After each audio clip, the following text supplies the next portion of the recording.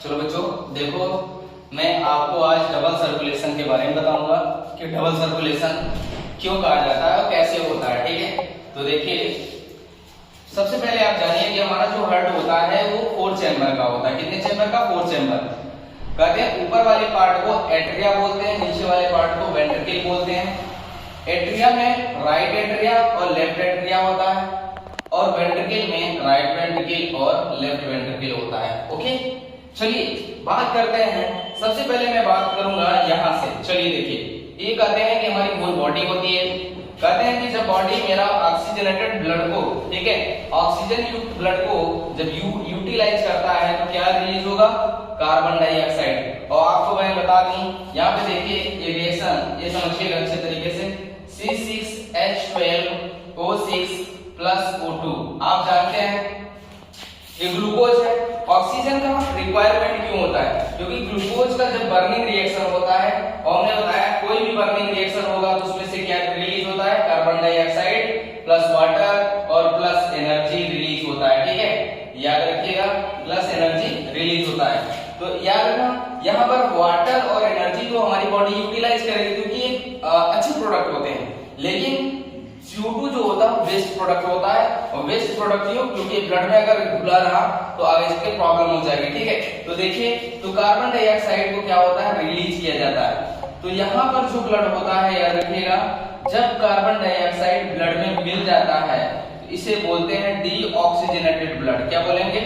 Deoxygenated blood. Okay, deoxygenated blood harmful होता है, इसलिए अब क्या करेंगे? डीऑक्सीजनेटेड ब्लड को हम इसमें से कार्बन डाइऑक्साइड अगर निकाल देंगे तो जाहिर सी बात है प्योर ब्लड हो जाएगा। ओके, तो चलिए देखिए अब क्या होता है। कार्बन डाइऑक्साइड युक्त ब्लड जो है यानी डीऑक्सीजनेटेड ब्लड कहाँ आएगा? सबसे पहले राइट एट्रिया में आता है। राइट एट्रिया में आने के बाद वो राइट वेंट्रिकल में आएगा। फिर यहाँ से तेजी से प्रेशर मिलता है तो यहाँ से ब्लड होते हुए किसके द्वारा? पल्मोनरी आर्टरी के द्वारा होते हुए यहाँ पे पहुंचेगा। याद रखना, इस पार्ट को हम बोलते हैं लंग्स। लंग्स का स्ट्रक्चरल एंड फंक्शनल यूनिट होता है एल्वुलस यानी एल्वुलाई।